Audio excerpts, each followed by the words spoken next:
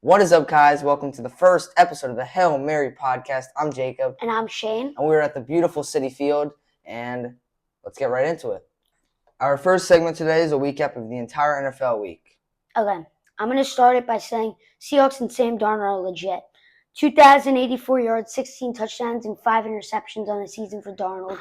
And a win against the Commanders. Although Jaden Daniels got injured in that late end of the game, that didn't affect Seahawks still dominated, yeah. Yeah. I mean, they were up, 28-0 in the second quarter? Something like that. Right? Yeah, I mean, listen, JSN has been amazing. I mean, I have him on my fantasy team. He's been doing great. But, I mean, all season he's been cooking, absolutely cooking. I mean, it still helps, though. Sam Darnold. It still helps. Sam Darnold's been getting him the ball well.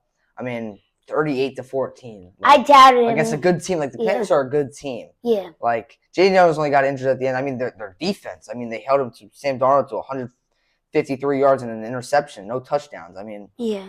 I'm just looking at this right now. I mean, JSN had a good week. Sam Darnold, 330 passing yards and 4 touchdowns with 21 for 24 passing. I mean, beautiful. He really is legit. I mean, if anyone thought that there was a fluke last year, he's proving this season that it was not a fluke. Yeah, and it wasn't just because of Kevin O'Connell.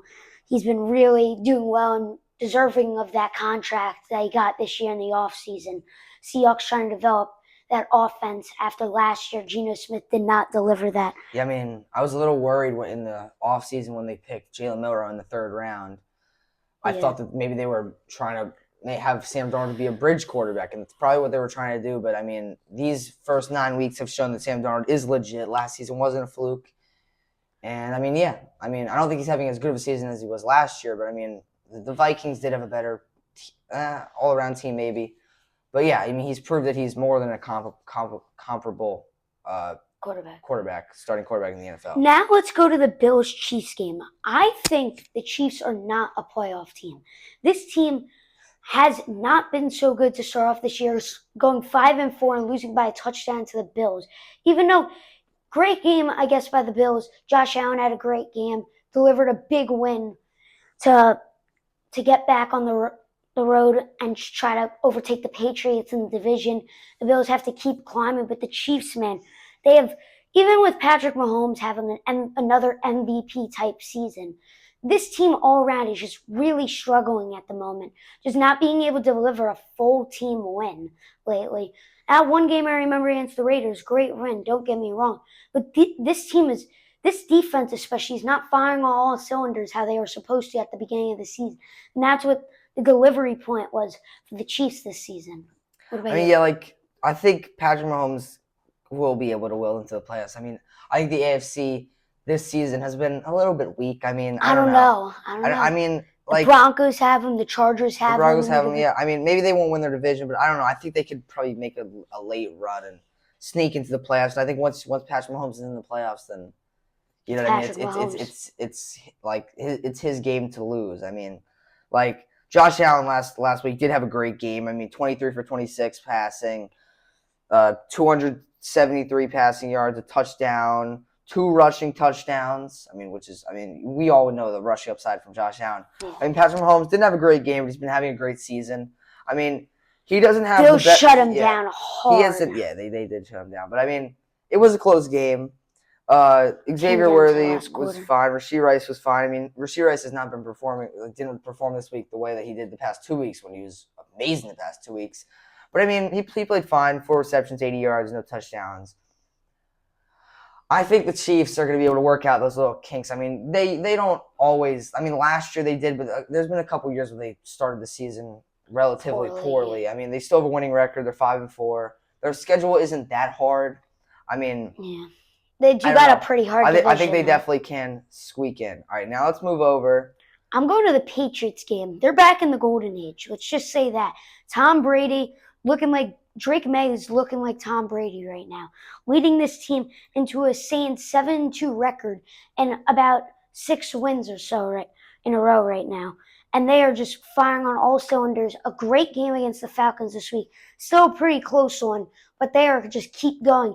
Doubters keep trying to find that game where they can just say, oh, here come the good old Patriots back to their losing ways since Tom Brady hasn't been on the team. But man, Drake May has been proving them wrong. I mean, listen, I love Drake May as much as the next guy, but I think saying that they're back in their golden age is a little bit of a stretch. I mean, this team, Drake May has been great, but I mean, and they are 7-2, but this team has a very easy schedule.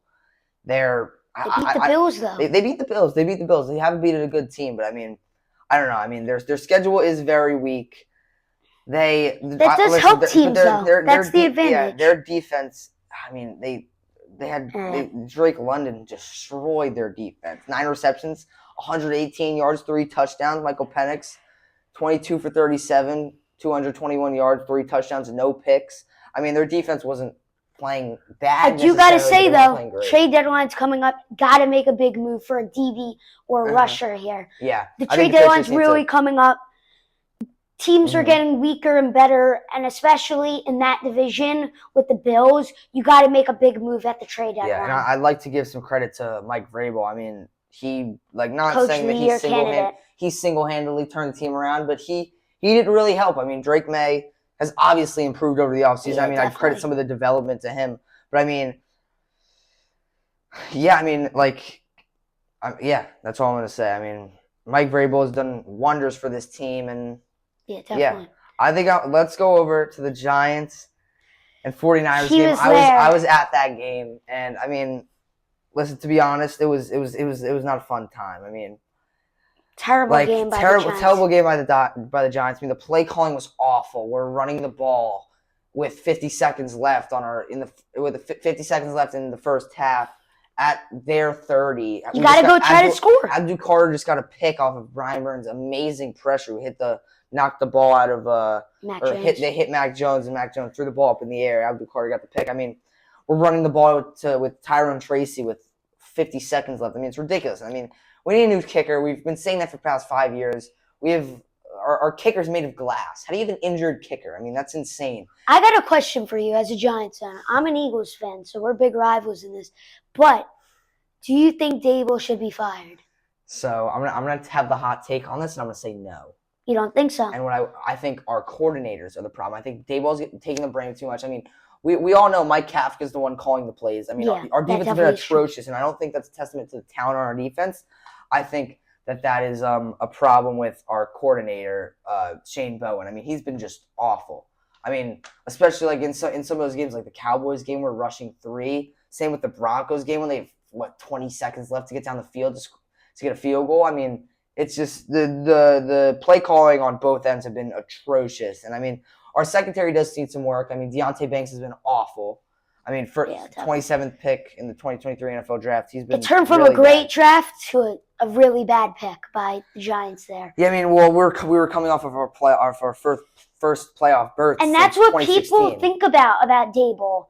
Like, you think about it, he did lead that team in 2022 to a big Super Bowl run, and that really helps that squad and Dable's mindset to keep thinking about that season.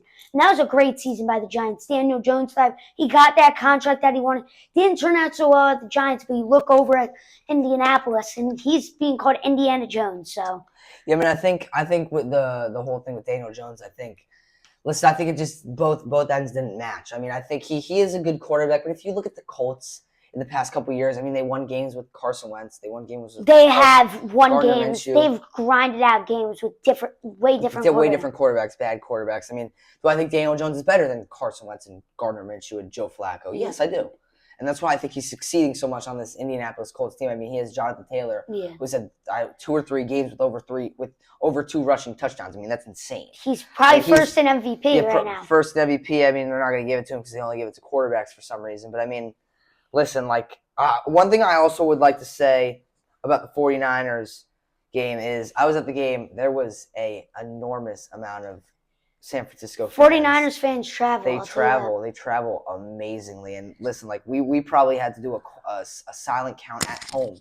That's embarrassing. I mean, it's pretty. Listen, it was crazy. I mean, I was walking out of the stadium. There were more 49ers fans than there were Giants fans, and it was crazy. I saw a sea of red. They're just losing spirit at this point. It was insane. Yeah, we are losing. I mean, that's a testament to the 49ers fan, but that's also a little bit of what the hell? Like, Giants fans aren't showing up for their team. Let's flip over to the Ravens game. Lamar Jackson. 2 words. Lamar Jackson is absolutely leading this Baltimore Ravens team back to the playoffs. That was like 7 words, Shane. Yeah. I continue. But he, coming back from his injury, definitely a big win for the Ravens above the Dolphins in Thursday night primetime in Miami as well.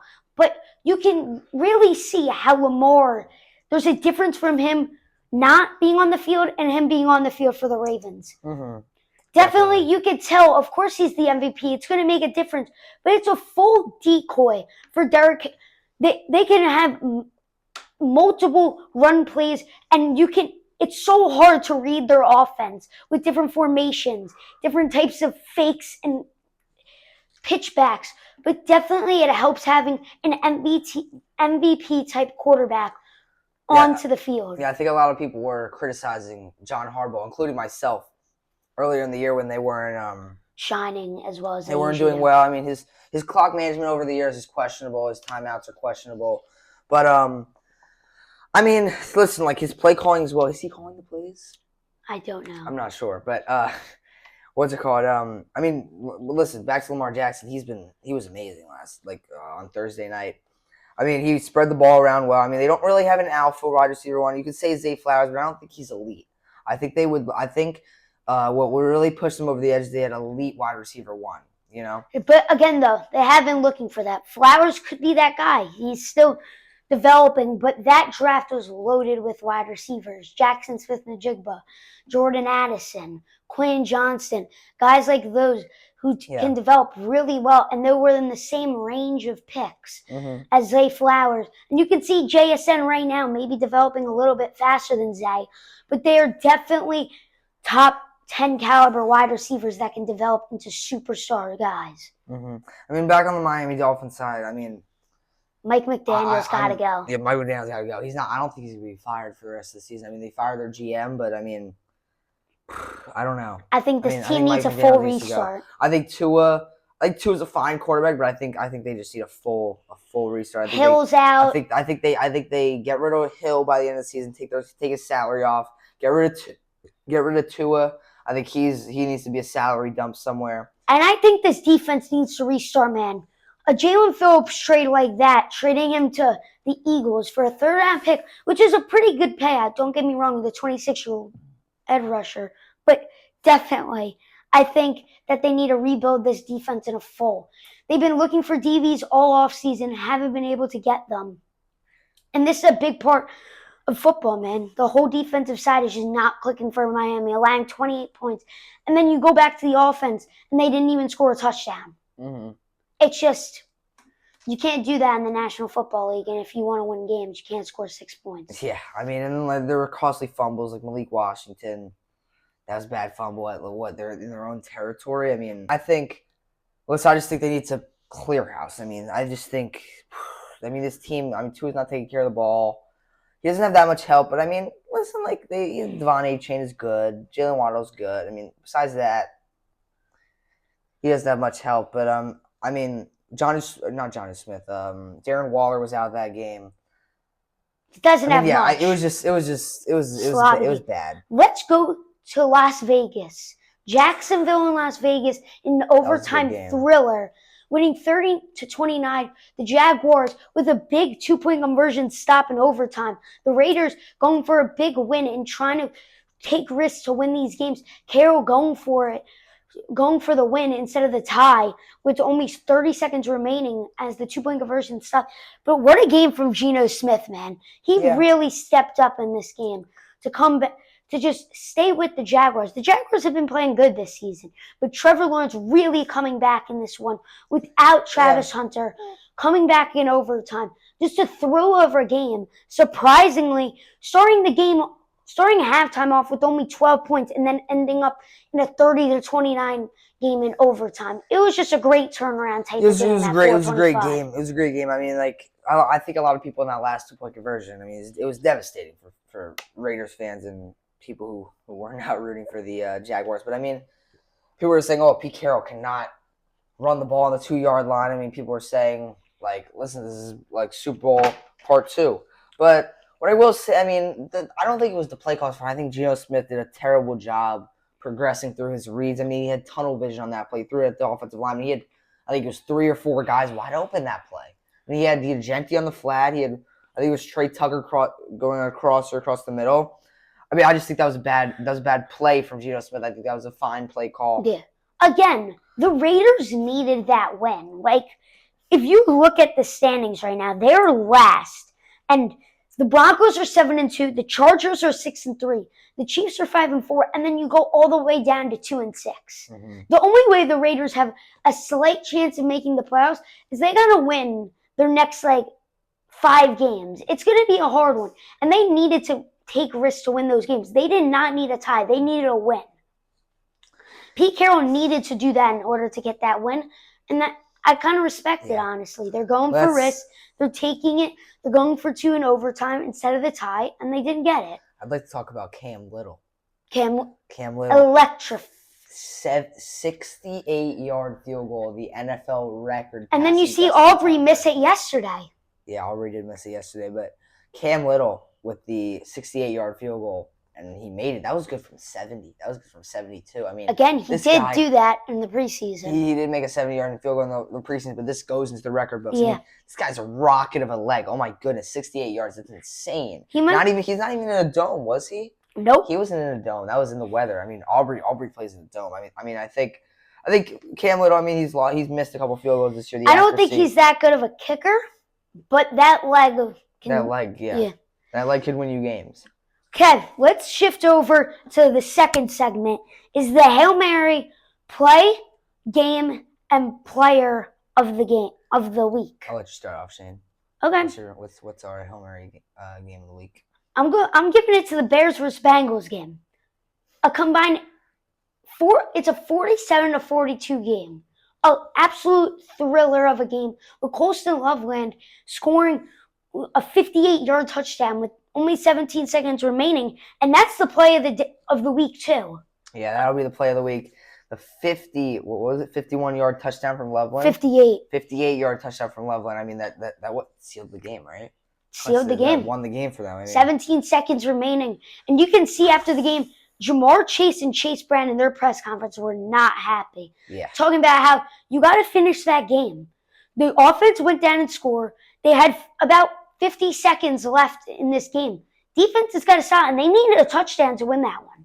Yeah. And I think Colston Loveland was definitely in the running for our player of the week, and so was Drake London, but our player of the week is going to be Brock Bowers. Beautiful game. 12 receptions, 127 receiving yards, and 3 touchdowns in a loss, but it still kept him in that game, thriving on that last touchdown to keep the Raiders in the game, and on that overtime touchdown to tie it up, or to try to tie it up. He's scoring for his 3rd touchdown of the game. A beautiful day for Brock Bowers after having a down season compared to his rookie year last year. He was coming off the IR. Yeah. Doing that after coming off the IR, that's insane. That shows a testament. That guy is the best tight end in the NFL. 100%. Think so? I think he's better than George Kittle and Travis Kelce. And Trey McBride. I think Brock Bowers has solidified himself as the best tight end in the NFL. We got to talk about something. This Bengals team is concerning. This defense has got to do something. We've talked about it for the past 2 years, but it's just like an out-long problem. This Bengals team just dropped 42 points. A beautiful trade by them to get Joe Flacco. A terrible trade from the Browns to trade in division to give them a quarterback and to give them a chance for a playoff run. Just this offense is doing them phenomenal. You have Jamar Chase, you have Chase Brown, you have T. Higgins. Your offense is going to look good. While missing Joe Burrow, you still have to perform on defense. You cannot allow 47 points and somehow lose with 42 on offense. That's insane. Joe Flacco, Jamar Chase, T. Higgins, the offense did their thing. You can't ask anything more from the offense. I honestly don't. And if they had the chance in overtime, I think they would have scored. Yeah, giving up 47 points, that's unacceptable, to say the least. They allowed the rushing yards from Manja. Swift wasn't even starting. Swift wasn't even starting. Manja had 176 yards. I mean, 26 carries, but still, I mean, he had an average of 6.8. 0 touchdowns, but I mean, Britton Brown had a touchdown. DJ Moore also had a rushing touchdown. I mean, like the also what I'd like to say is the play calling for Ben Johnson. That was insane. You see that Great play calling. Cole Kmet got the thing. Very risky, but you saw it in Detroit, man. You saw it. Yeah, you saw it in Detroit. I mean, he was going to bring that over to Chicago. Everyone knew it. It's just when this was the game that we saw him pull all of his tricks out of his left pocket, and everything was just falling perfectly. Yeah, I mean, not to say that the Bears didn't play a great game. I just think that the Bengals were beating themselves with their defense. I mean, their defense is just terrible. I mean, of course, the Bears did allow 42 points. Yes, no, that was. But we've seen this Bears defense do stuff. This Bengals offense is insane. Yeah, I mean, this Bengals offense is great. Besides their offensive line, their weapons, their skill position players, is amazing. Definitely great. Probably the best number 2 wide receiver in the league and the best number 1 wide receiver in the league. The best wide receiver core. The best 1 and 2 wide receivers in the league. Okay, let's shift over now to our third segment and our first draft. We do these type of things where we come up with random topics and we try to get our top 5 in a certain category. And this will be 5 picks. Each person's a snake draft, and I will be selecting first. Okay, the category is the greatest catches of all time. Super vague, super opinionated, but definitely possible to have a banger draft. You guys will let us know in the comments to see who had the better draft. We can't really decide, but we'll see from you guys. For the first pick in the best catches in NFL history draft, I think it's kind of basic. It's pretty obvious. I'm going to take the OBJ one-handed catch Okay. against the Cowboys in his pass Monday interference. Monday Night Football in the right corner of the end zone. Well, the front corner of the end zone, but called the one hand with the pass interference being caught. I mean, he reached his arm back 3 fingers. Yeah. Ugh. Big situation game for the Giants in that moment, trying to push for the playoffs in a big division rivalry game. Yeah. Next, with the second overall pick, this was in one of the greatest games of all time. I'm going to go travel back to the Kirk Cousins Vikings versus Bills, and I'm going to take Justin Jefferson's. Okay. One hand, bring it in against 2 Bills defenders. That's a great catch. I have the snake, so I'm going to take another one. Pretty recent one, honestly. I'm going to take Garrett Wilson against the Texans on Halloween. I'm going to take it. People consider that the new OBJ for the younger ones, telling them to give me the Garrett, but just not. I don't think that's going to be. All right, with my second round pick, I don't know how this went on. I don't know how this slipped to the second round. I'm going to take, I know how this slipped to the second round. I'm going to take David Tyree's. I was thinking about that. In Super Bowl 42 against the Patriots. I mean, Eli Manning, I mean, with a great play. I mean, our O-line did absolutely nothing on that play. I mean, they were chasing after Eli. Eli broke out of his sack, rolled to the left or rolled to the right, threw up to the middle of the field, and David Tyree against 2 defenders or 3 defenders caught it off his helmet, and then we ended up scoring a touchdown winning that game. I mean, that was probably one of the greatest catches of all time, and probably the clutchest catch of all time, or one of the clutchest catches of all time. All right, with the first pick of the third round, I'm gonna go with Santonio Holmes in Super Bowl 43 against the Cardinals. I like it. Sideline catch in the end zone. That's a flashback. Ben Roethlisberger throws a perfect pass, one of the greatest passes I've ever seen. To Santonio Holmes, I mean, he snags it out of the air. I mean, on the sideline, tiptoe, toe tap. I mean, it was just a great catch. I mean, there's not much else to say about that catch. Am I up? Yeah, you're up. I'm just going to keep it basic. Give me D-Hop versus the Bills. The Hail Mary. The Hail Murray. Yep. Great throw by Kyler, but even a beautiful catch for a big win against the Bills. And that was a beautiful play to watch. You can't get me. No one I've heard has said that was all the throw. That was a beautiful catch over 4 defenders. He mossed one guy, and there was a guy behind him. He was sandwiched between the 2 defenders. I'm up again? You're up again. First pick of the 4th round. Give me Pickens against the Browns. Yeah, I wanted on prime time. A beautiful throw, but even a better of a grab. Adjusting to that ball in the sideline, trying to get 2 feet in. Beautiful play. Sliding by that Browns defender. The way he contorted his body to make that catch. I mean, his ball tracking ability is insane. You're going to see a lot of those in the future if I Pickens, man. Yeah, Just in a Cowboys uniform. Pickens is special. We hate the Cowboys, so it's going to be not fun watching those. Next, my pick, the 4th round, it's going to be Julian Edelman in Super Bowl 51. Famous 28-3. A lot of Super Bowl moments. Yeah, when he was diving, like, what's it called? Caught the ball down, like, ungot it, and then touched it before it got to the ground. I mean, that was a great catch. It was against, 3 defenders? 3 Falcons defenders were there. That was just a great catch. That switched a lot of momentum in that Super Bowl. I'm going to cut you off. When you are thinking about who has a better drive, think about the significance of the catch. When it happened in the game, what type of game if it was in. Super Bowl, those are clutch moments. Yes, as well as the actual ability of the catch. Like, of course, but just remember the significance of the game. Just don't, and of course the catch. Of course the ability, the superstar ability to be able to track that, and that's why they're in the NFL, man. Yeah. All right, for my last pick, I'm going to take Jermaine Kearse bobble catch in Super Bowl 49. I mean, we all know how that drive ended up. Another Super Bowl pick. We all know how that drive ended up, and I mean, that catch probably should have won that game if they handed off to Marshawn Lynch at the 1-yard line. But, I mean, that brought them to the 4. Marshawn got them to the 1, and then, I mean, we all know what happened after that, but there's nothing else to say about that catch. I mean, the way he got tipped up and the ball tracking ability, he caught that ball. I mean, hit his chest, and he was on the floor, and he brought it back in. I mean, just a great catch. I mean, that's an insane catch. With my final pick, I don't know if people know even this is.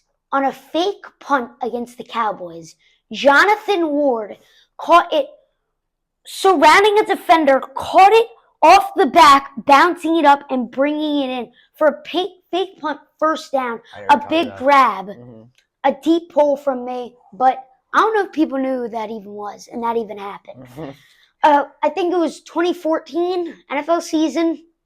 Horn was kind of struggling in that year, same as was the Cowboys, 2 struggling teams, but a surprising fake punt and a beautiful game. All right, that is the end of the NFL portion. No. What We're going to go to a trivia question. Oh, that's right. Forgot about Segment 4, I will ask Jacob a trivia question. He will give me the top 5 answers. Right. Your trivia question, Jacob, is the most fantasy points ever scored in one game, but they have to currently be playing. Okay. Alvin Kamara. Alvin Kamara is second on the list with 56.2 points. I remember that. That was in the winter. I remember I was skiing. Christmas. And I was watching. Yeah, that was against the Vikings. Jamar Chase last year, right? Jamar Chase won. Yep, 55.4. That's crazy. That was number 1. That was number 4. Okay. Should I give you number 3 since you technically already said it? Joe Burrow? Jamar Chase. Oh, Jamar Chase again. 55.6 and third. You have 2 more. Okay. You have 1 and 5. Who was really good? I don't think Brock Bowers from this past week is going to be in there. Nope. Only about 42 points. Yeah. Let me go. Jonathan Taylor. He had a great game. Nope. Okay. All these guys have more than 55 points. 55 or more in a game. I'm thinking maybe a quarterback, but I don't think it would be a quarterback. When doing this, I was super shocked about 5, but now that I'm thinking didn't Derrick Henry have like a 4-touchdown game? No, he did, but not enough. You're gonna be mad when you hear number 5 if you don't guess it, but you're gonna remember the game as soon as you hear the name. And number 1, basic guy. Big hints by me. Is there any quarterbacks on the list? No quarterbacks. No quarterbacks. Justin Jefferson. Nope. Didn't crack the top 5. Actually, was the 6th. Really? Yes. Against the Bills, that crazy game. That's right. Did CMC make the list? Nope. CMC didn't make the list. Nope. I feel like, 1 is currently on the Texans, and 1 is currently on the Dolphins. Oh, Nick Chubb. I remember. Nope. It's not Nick Chubb? Nope. Oh, okay. I know what game it is. It's the Joe Mixon game. Joe Mixon, number 5. That's you right. remember it. You say it. Yeah. And then Number 1 on the one. Dolphins. Didn't do it on the Dolphins. Tyreek Hill, I know. Tyreek Hill, 57.9 points with the Chiefs. Should have gotten that. That's right. Let's shift our gears to the NBA, right? Yeah, this is our NBA. All right, we have our first segment of the NBA portion of this podcast is. Let's recap the NBA recap of this season so far. I mean, I think it's what? I mean, they've played what for like 2 weeks, 1 week? 2 weeks? 2 weeks, 1.5. Yeah. I mean, let's first talk about the Spurs. Wembanyama. Wemby. He's the first overall pick from just a few years ago. 2 years Depoy. ago, yeah, I mean, we didn't win Depoy. He should have. He should have. If he didn't get injured. I'm calling him Depoy because he's going to win it this year. Everyone knows it. Yeah. I mean, he's legit. I mean, there's never been a guy who can move like him. I mean, I know he's looking like a point guard as a center. Yeah, and one thing I would like to bring up about him is I was actually thinking about this yesterday is I think he's going to redefine what the GOAT conversation looks like. And I know it's early, but what I'm going to say... Hot take. What I'm going to say... I'm not saying he's going to be the GOAT. Yeah, no. I'm saying he's the order of top 10 players. I think he'll redefine how we're going to measure players because I think he's not going to win 6 in a row championships like Jordan did. Yeah. He's not going to have the length. Well, who knows? The Spurs, man, there's some good drafters. Yes. But we also have the Thunder in the league. I mean, Knicks. The past what 6 years has been a different champion. I don't think he's going to go 6-0 in today's NBA. I mean, he plays in the most talented era of all time. I mean, but listen, like I think he won't go 6-0. I don't think he'll have the longevity of LeBron having his prime span over 20 years. What I do think that Wembanyama can't have, I think he will become the greatest defensive player of all time. He can guard the perimeter, he can guard in the interior. He can guard anywhere. He's an alien. And what I do think that at one point he will have the greatest peak of anyone of all time. I think there will be a point for about 2 or 3 years that he's the automatic MVP. Unstoppable. He's the automatic MVP, but he will be the greatest prime player. Let's say 2030 Wemby will be the greatest player of all time. He'll literally be unstoppable. I think he won't be the GOAT. Think about this. He won't be the GOAT. He will be the great. Well, that's what I'm saying. I'm saying I think that we'll have to look at the GOAT conversation differently because I think he'll be so good that we're gonna have to relook at the GOAT conversation and be like, this guy was unstoppable. He could have been he was the best. He had the greatest. He could be the present day Shaq. He could be that kind of dominance that people said. They're playing the Lakers. We have to guard Shaq and Kobe. Think about that. Yeah. Scary times. Yeah. Let's move over to the Thunder. I mean, we knew this was going to happen. They're 7-0. Former champs. Yeah. I mean, they're this is a great team. I mean, Sam Presti did an amazing job building up this team. I mean, the Paul George trade was amazing. I mean, what they got Shea, and then they got picks that turned into I think 5 first-round picks. Jalen Williams, Chet Holmgren, guys that led them to this finals opportunity, man. Yeah, I think this team is scary. I think this team scary dynasty watch, Bulls dynasty watch. Yeah, definitely. I think this team is great. I mean, a lot of people like to say, "Oh, Shea's a foul baiter or whatever." Yes, he is, but it's also that's also a skill. It's not like, "Oh, it's the easy way out. I'm just gonna flop." It's the present day thing. Yeah. That's how you score. Yeah, sometimes. I mean, You got to know when situations to do it and not to do it in dumb places. Let's flip over to the Eastern Conference. Hot take. Philly right now is the best backcourt in the NBA. VJ Edgecombe and Tyrese Maxey. Tyrese Maxey is going absolutely bazooka. Yeah, you still 33 points and 9 assists per game, with VJ averaging 20 and 5 assists per game. They are having an absolutely great season, tied with the Bulls for the top of the Eastern Conference. And looking at the Bulls, they're not legit, man. Yeah, I don't think so either. But they were playing well. They're playing well to start the season. The only losses to the Knicks, tied at the 5-1 record with the Sixers. But man, expectations were really low for the Bulls. Yeah, they were. I think before the season, I thought they were going to be a play-in. They're a young, shining team, but the most they can do is a play-in. Yeah, I think they're gonna come back to earth real soon. I mean, it's only the first 6 games of the season. Yeah, I think about it. They'll come back to earth really soon, and I also think that back to the 76ers. I mean, VJ Edgecombe has been amazing. Do I think he'll be better than Cooper Flag? I'm not sure yet. But maybe. But I mean, he's rookie of the year easily right now. Yeah, I mean, of course. I mean, he'll be rookie of the month probably. He already has been rookie of the month. He was awarded that, but. What was I going to say? I think a lot of people, when he came to the league, everybody thought that he was going to be a little bit of a raw talent. They had to develop him. But, I mean, his shot has looked really pretty. I mean, most guys that are super athletic, they think they need to, like, get really high in the air and then shoot it. Like, they need to use their athleticism, and it's a little bit quirky, like Russell Westbrook, for example. He jumps so high on his jumpers, you know what I mean?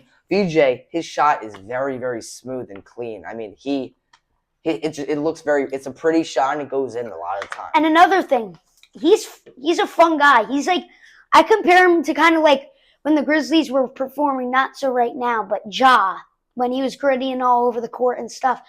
But actually talking about Ja, let's flip over to after being suspended for one game. The Grizzlies are really struggling, and he is kind of turning into a Jimmy Butler like last season. He says in a press conference that he's just not enjoying basketball. Yeah. Literally like Jimmy Butler said. Exactly. And then right before that, he got traded to the Warriors, and now he's shining. Right after that, yeah. Are we going to see a Ja trade this season? I don't know. Maybe.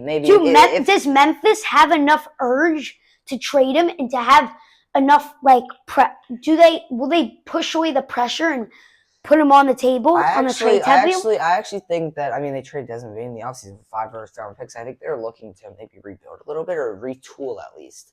After that first seed, they've been falling off. Second seed. They were straight down. Second seed. Yeah, I mean, I think they could turn around, but if they don't, I do think that a Ja trade is definitely on the table.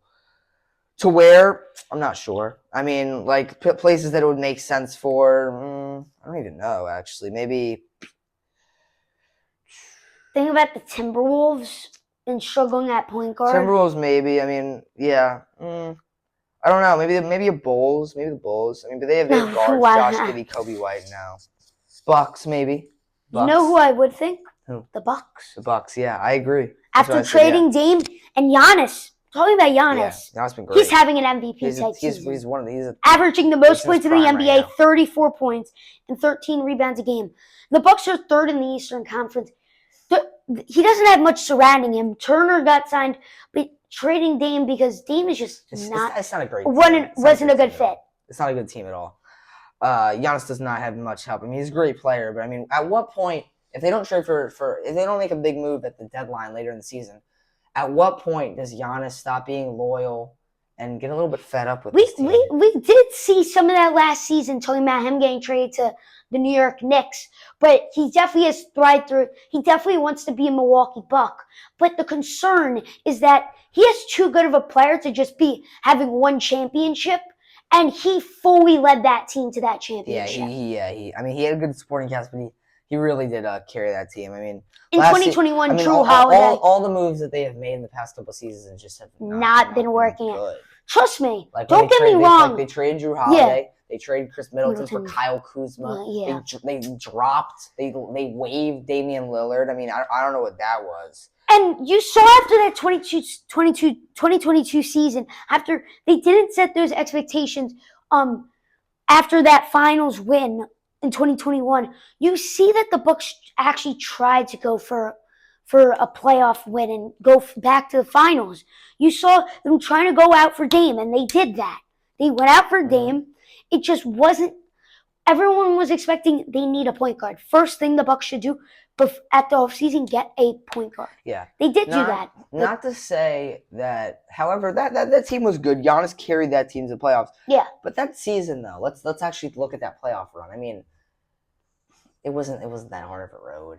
I mean, like, the Suns are a pretty good team. The Suns were fine, but they kind of broke apart. I mean, after those first 2 wins, I very mean, hype. First, like, they blew out the Heat, who weren't that good. I mean, the Nets. I mean, I could go on all day about how we should have won that series. I'm a Nets fan.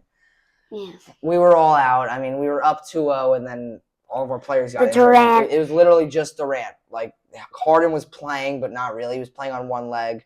Yeah. I'm not gonna get into that series, but and then they played the Hawks. After the Sixers. I mean, the one seed Sixers. Trae Young, who are very good. Who's very good, but I mean, They swept them, literally. I mean, they swept them, and then they got to the finals, and they were against the Suns. I mean, I think that ring was a little bit like cheeky. It was a ring. It's a ring. It'll go on Giannis's resume. It was a great ring. he played great. He did the best he could. I mean, he had 50 multiple times in the finals, didn't he? Yeah. In Game 6. Let's come back to present day and talk about the Suns.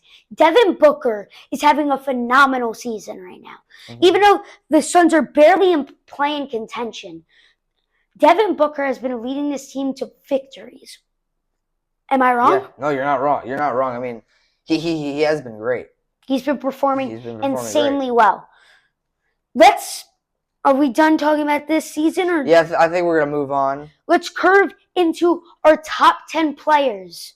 This can cause a lot of arguments right now. We're gonna alternate 10 and 10, like 10, 10, 9, 9. It's not a draft, it's just a top 10. So first we're gonna do some honorable mentions. For my first honorable mention, I'm gonna go with Tyrese Halliburton. I mean, Tyrese Halliburton. Yeah, I mean, you saw what he did last time in the playoffs, and I mean, he led his team to the playoffs against multiple great teams. I mean, the Knicks were a better team than they were. Who else did they play? The Bucks weren't a better team, but they played in the second round. Who was it? The Cavs. The Cavs were a better team than they were. One seed. Hallie was just very clutch. I mean, that's all you really. I mean, that's all I really have to say about him. What about your honorable mention first? First honorable mention, Kevin Durant. Kevin Durant. Okay, yeah. I have him a little higher on I have him on my list. I think I don't have him as an honorable mention, but yeah, I don't disagree. I was a little bit yeah. My second honorable mention, and I know he gets dogged on a lot because he's been injured a lot, but I think raw talent, I think he should be a little higher. But I'm going to knock him a couple points because of his injuries and him not being available and him getting older. I'm going to go with Joel Embiid. Okay. What about you? I got Maxey. Your second honorable, okay. Hot take. I've been super high on Tyrese Maxey since the day he's got into the league, man. He is just a great energy player. He pushes the ball. I like how he's a score-first guy, but he's always looking for that extra pass. Yeah. I just feel like he's that guy that you want to be that, second. I feel like if Embiid has stayed healthy, I feel like they would be a perfect duo. And you did kind of see that at the start of the season a few years ago. Yeah. No, Max is great. So for my 10th best player, as I said before, I'm going to go KD. Okay. Yeah. Yep. I mean, there's not much to say about that. Yeah. Yeah. All right, your turn. I got Halliburton at 10. Okay. So I actually was between him and KD. I flip-flopped him a couple of times, and I think I'm going to give KD the edge. I mean, although KD has never really been able to lead a team like Halliburton did, but I just think raw talent, I'm going to go with KD. And also, we're not doing injured. We're doing injured players included, but I will. Yeah, that's why we're including. I will do a factor. I will include that. I mean, Halliburton, I think he'll be the same. He's not very explosive anyway, but it's something to know. I mean, KD came back from his Achilles fine. Yeah. He was better than ever when he came back from his Achilles. Okay. All right, my turn for my ninth pick. I know this is a little low than most seasons, but I think he's getting older. I'm gonna go with LeBron. I agree. Yeah. I have him at 9 as well. Too. Yeah, I mean, I just think that Luka's just that main piece now. Yeah, we have to realize that. I think it still is LeBron's team, but Luka is the better player. Just like how, LeBron has that ownership. At number 8, he is getting older. I think he's a great player, but I'm going to go with Stephen Curry. I have Curry as well. All right, there we go. My 7th guy, I hope you don't have him as well, but I mean, I hope you do because then you'd have the right answer. But I'm going to go with Tatum at number 7. Okay. I have him a little bit higher, but I have Anthony Edwards at number 7. I am loving Anthony Edwards right now. Yeah, I think Anthony Edwards is better than Jason Tatum. Okay. I just think Anthony Edwards has made it farther with. I think JT is super underrated. I feel like. Okay, I agree. I think he doesn't get as much respect as he should. I feel like people think, oh, the Celtics are so good that Tatum has so much help, but Tatum really helps that. I mean, we'll see next season. Yeah, of course. Team isn't that unfortunately, he got injured last year. Yeah, that was sad. Yeah. All right, number 6, I'm going to go with who we were talking about before. Victor Wembanyama. I have Wemby at 6. Yeah, he has as well. All right, 5, I'm going to go with Anthony Edwards. I think he's better than Tatum. I think he's better than Wemby right now. And yeah, I just think he's an amazing shot creator. I was at the game last night against the Timberwolves. And that's Timberwolves. He didn't play Dude, I think a groin injury, but I mean, yeah, he's a great player. I mean, he could be the face of the league. So I mean, he's great. I think he's going to go up by the end of the season, of course. Yeah, I think he'll. Yeah. I got Tatum at 5. Okay. Yeah, We swapped AE and Tatum. Okay. Number 4, I'm gonna go with Luka Doncic. I have Luka as well. I think these top 3 are gonna be the exact same. Yeah. Next, I'm gonna go Giannis. Shea, and Jokic. And Jokic. Yeah, I mean Shea and Jokic. Shea won the MVP last year. I don't think it was pretty deserved. I mean, they did go on to win the finals. They did go on to win the finals. He may be the most valuable. I don't think, but like if you look at most valuable player, Jokic. It's got to be Jokic. Yeah. I don't know if he had that better of a season than Shea, but valuable wise, their second best player is Jamal Murray, and on the Thunder, their third best player is better than Jamal Murray. Chet Holmgren and Jalen Williams. Yeah, maybe not in the playoffs, but maybe not in the playoffs. But we're talking about better player in general. Better player. Mm-hmm. Okay, let's move on. Top 10 game winners. Top 10 game winners of all time. This is exciting. I like this one. I do like this one as well. You could start off. You could start off with the first time. Honorable mention. Lamb versus the Raptors. Okay. That half-court shot where the inbound pass bobbles it, turns around, chucks it up from half-court, off the backboard. I don't know if he called glass, but still counted. Yeah. All right. I think I did a different list than you because I think all of mine are in the playoffs. Oh. Mine are like most of them. Difficulty, okay. For my first honorable mention, most of mine are in the playoffs. Halliburton versus the Knicks. Ooh. I didn't put that. Yeah. That's Halliburton versus the Knicks this past year. I mean, that was such a clutch shot. I mean, that was insane. I was watching it at home live, and it was, oh my goodness. That was electric. It was crazy. I mean, his phone was online, but, you know. Still electric. Yeah. I got McGrady versus the Spurs. Okay. Playoffs, 7-game series.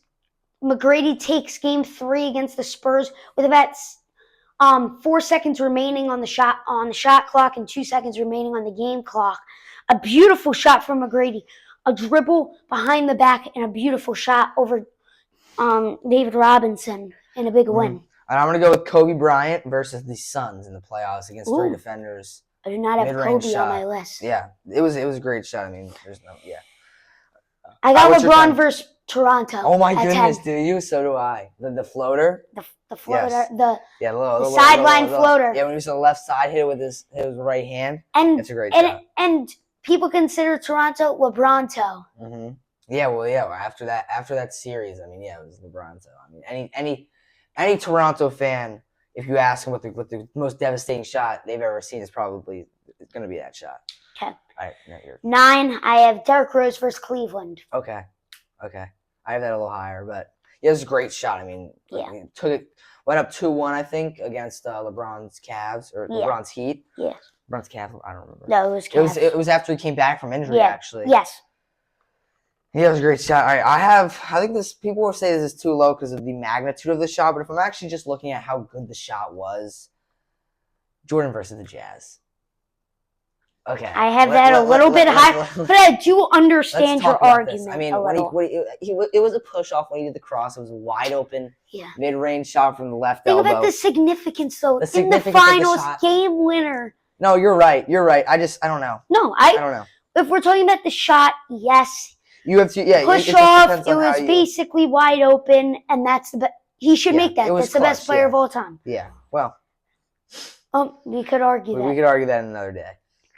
At number 8, I got Devon Graham versus the Thunder. The longest shot in NBA history. Yeah, I know what shot you're talking about, and that was a great game, actually. Shea, right before that, hit it like almost a half-court shot. Yeah. Step back to put them up by, I think it was 1 or 2. 2, yeah. I mean, that was a great shot. I mean, I would have put that on my list, but I looked more at the significance of the shots. Yeah. But that was a very difficult shot. Yeah. All right, for my number 8, I'm going to go with LeBron versus the Pacers. I did not have that on my list. LeBron versus the Pacers. He just stepped back from the top of the key. Game winner. I think that ended the series, I believe. In Game 5, yes. Game 5, yeah. It was a great shot. Right. At number 7, I have Irving versus the Warriors. Okay. Kyrie in the Game 7. Beautiful shot. Yeah, I don't have that on my list because there was 50 seconds left. It wasn't necessarily a game-winning shot. I don't know. I think it's pretty iconic. People may not consider it. I'm not mad at that. I don't. And that's why I didn't rank it higher. Yeah, I'm not gonna be mad at that. For my number 7, I'm gonna go with Michael Jordan versus the Cavaliers. I don't have another MJ shot. Fading across the free throw line, the double pump. Yep. That was a great shot. It was in the playoffs against the Cavaliers. I think it eliminated the Cavs. Yeah. And Jordan ended up winning the championship after that, obviously. And yeah, it was very. I put that over the Jazz because the Jazz was more significant, but it was a way more difficult of a shot against the Cavs. I mean, double clutch. 6. Yeah, 6. I have Allen versus the Spurs. Ray Allen. Okay. Yeah, probably. They do not have a shot. Bosh. LeBron misses it. Bosh the rebound to Allen. His shot, it's good. His 3-point. It's good. Yeah, I mean that was a great shot. I mean it was very clutch. Iconic. Yeah, very very iconic shot. For my number 6, you had that earlier. D Rose versus the Cavs. I think that was a great shot. I mean, and you had this earlier. I have MJ versus the Jazz at 5. You have MJ versus the Jazz at 5. For my number 5, I have Lillard versus the Rockets. I have that earlier. When he's coming, you did? Yeah, I have that earlier. Higher.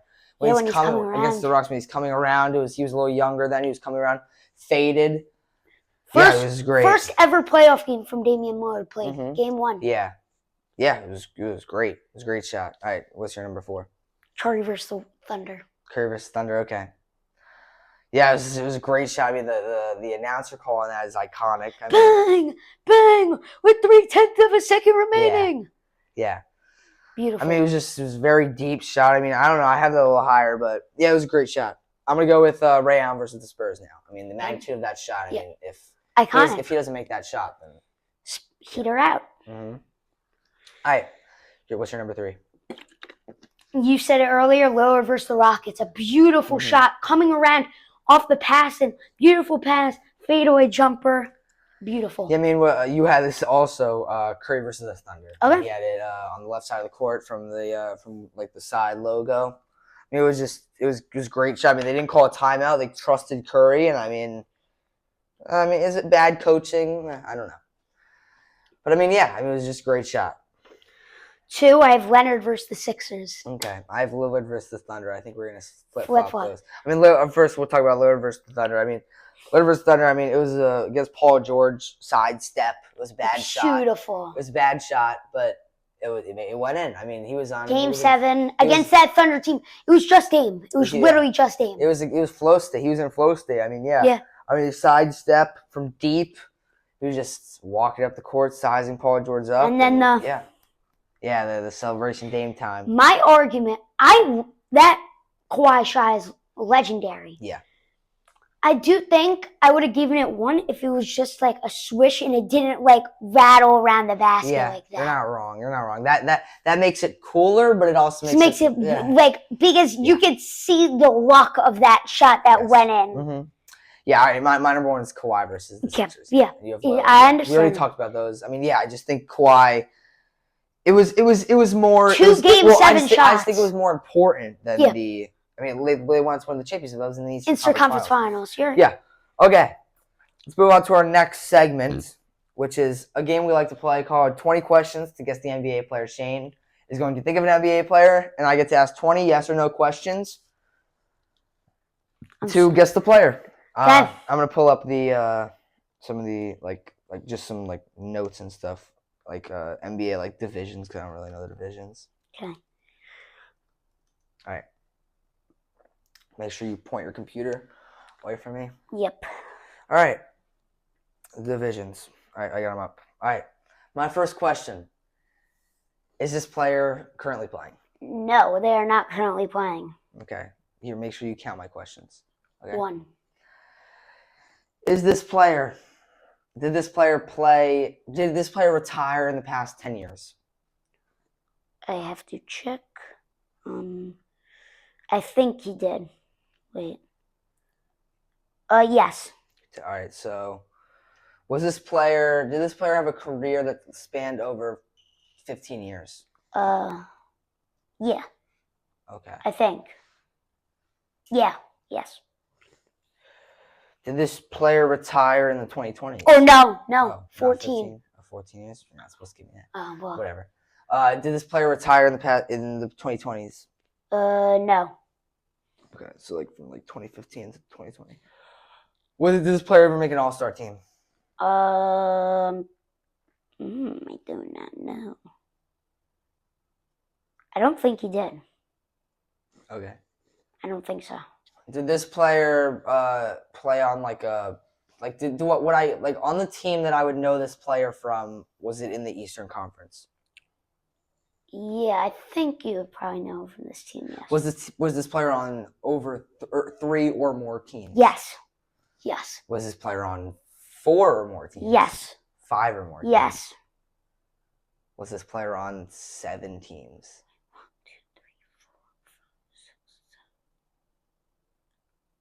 7, no. 7 or more. Or 7, yes. You're at 10 Okay. questions. Whew, this guy's a journeyman. Oh, was this guy on? All right, so the team I would know him the most on is in the East, right? Yeah. Is this player? Was this player like? Is this player foreign or was he born in the U.S.? Yes, born in the U.S. 11 questions. Was this player a guard? Yes. Was this player a point guard primarily? Wait. I don't know if he's a guard. No, not technically a guard, technically forward. You can consider him both. So he played shooting guard, small forward? Yeah. Okay. I'll give you that. 12. Was this guy over this height of 6'5"? Yes. 13. Was this guy's primarily team in the East in the Atlantic Division? No. Atlantic. Okay, was he in the Central? No. South, okay, no, I know it's in the Southeast. Did he ever win a championship? Let's check. I'm looking it up. So I'm assuming it wasn't with this primarily team. Yes, he won 1. Was he a big contributor to that championship? No, not really. So it was at the end of his career. 16. 16. Yeah, near the end of his career. Was this player on the Heat, Magic, or Wizards? Was he on one of those? He was on 2 of those. Like his primary team? Oh, yes. One of them, yeah. Heat? No. Magic? No. Okay. You have 3 questions left. The Wizards. Guard? I usually don't fool him like this. I think I did a pretty good job picking my player. The Wizards. Wizards shooting guard / small forward. Was this player a very good shooter? Like that wasn't like what you would know him for? No, probably not. 2 more questions and then a guess. Was this player? I would know him from the Wizards. Okay. Probably. I think usually people would know him from the Wizards. I was thinking Otto Porter Jr., but he wasn't in the league that long. How do I narrow this down more? He didn't make an All-Star team. Oh, my goodness. I swear to God I didn't look. Was this player... I have no clue. How do I narrow this down more? You can ask for 1 hint. I'm going to try to... Yeah, give me a hint. Okay. He is an assistant coach currently in the NBA. Terrific. I have not... assistant coach? Yeah. So he's still involved in the NBA. Okay. I can't give you that big of a hint. Why did I just think of Kyle Korver? He's not. Or he used to be an assistant coach for the Nets. He would be known as a shooter. Yeah. Ugh. All right, was this player white? No. Okay. 1 more question, and then I guess. Wizards. I think I fooled him. Wizards, 2010s / 2000s. He won a championship at the end of his career.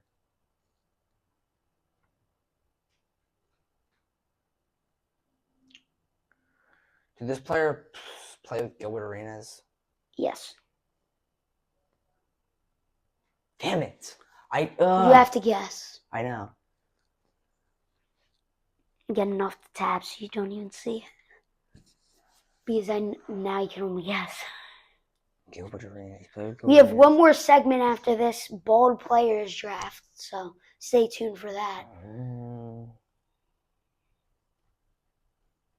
I really don't know. I think you stumped me. I think I did. Shooting guard / small forward on the Wizards. He won a championship at the end of his career. He retired from 2015 to 2020. He played with Gilbert Arenas when he was on the Wizards. His main team was on the Wizards. He played for like a lot of teams. Is this player?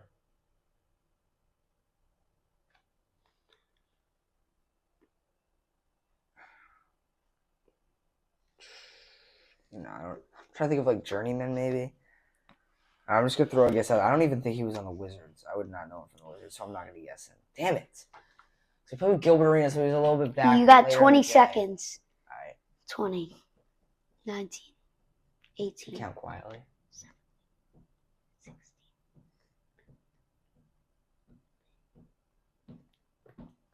Is this player? Who was on those teams? 10. Trevor Ariza. 9. No. Karan Butler. The straw chewer. Yeah. Known for chewing I should have straws. gotten that. Yeah. I feel like you could have gotten it if you asked some better questions. I feel like you spent a lot of time on like guessing the Heat and Magic and then guessing like how many teams he played on. Yeah. Okay. Here comes the bold players draft. Okay. We're gonna do this like we're gonna have a point guard, shooting guard, and whoever's team is better is going to like I guess be the winner of the draft. But you guys get to decide. Okay. I'll get the first pick. You get the first pick of the snake draft. Okay. I'm gonna take MJ with first overall pick. I'm gonna see how my team works out. So I don't know what team. I'm gonna go with Kobe, so you don't put him at small forward. Oh. And I'm gonna also take Shaq, so I'll Kobe and Shaq. Okay. I'm gonna take Kareem. Okay. And I'm gonna take Tim Duncan. Ooh. I'm gonna take. So you have okay. I have Kobe and Shaq. Give me. I'm gonna take. Dwayne Wade and Kevin Garnett. I was gonna take. So I'm gonna put Kobe at small forward. So I have Wade shooting guard, Kobe, KG, and Shaq. So I just need a point guard. Okay, I'm gonna take one of your point guards away and take give me Gary Payton. Okay. And for my last pick, I'll take Jason Kidd. Okay. Or wait, I get the pick before you. Oh. Okay. So I have Kareem. Okay, I need a small forward. Give me Vince Carter. Okay. And I'll take Jason Kidd. Okay. Okay, so my final team is Jason Kidd, Wade, Kobe, KG, and Shaq. Mine is Gary Payton, MJ, Vince Carter, Tim Duncan, Kareem. Let us know in the comments who won. Okay. And yeah, that'll wrap up today's podcast. Yep. And thank you so much for people at Citi Field for letting us film our first episode on this beautiful ballpark. Yeah. And yeah, I mean, if you like more of these podcasts, I mean, we're gonna upload them weekly. I think every Thursday. Yeah. I think we decided on. Yeah. And yeah, I mean, thank you guys so much for watching. Make sure to subscribe and follow our TikToks and Instagram. TikTok and Instagram. We're gonna put them on the screen. Yeah. And we're gonna put a link in the description. And if you're listening to us on Spotify or Apple Music, thanks for listening. Yeah. And yeah, see you guys in the next one. See you guys.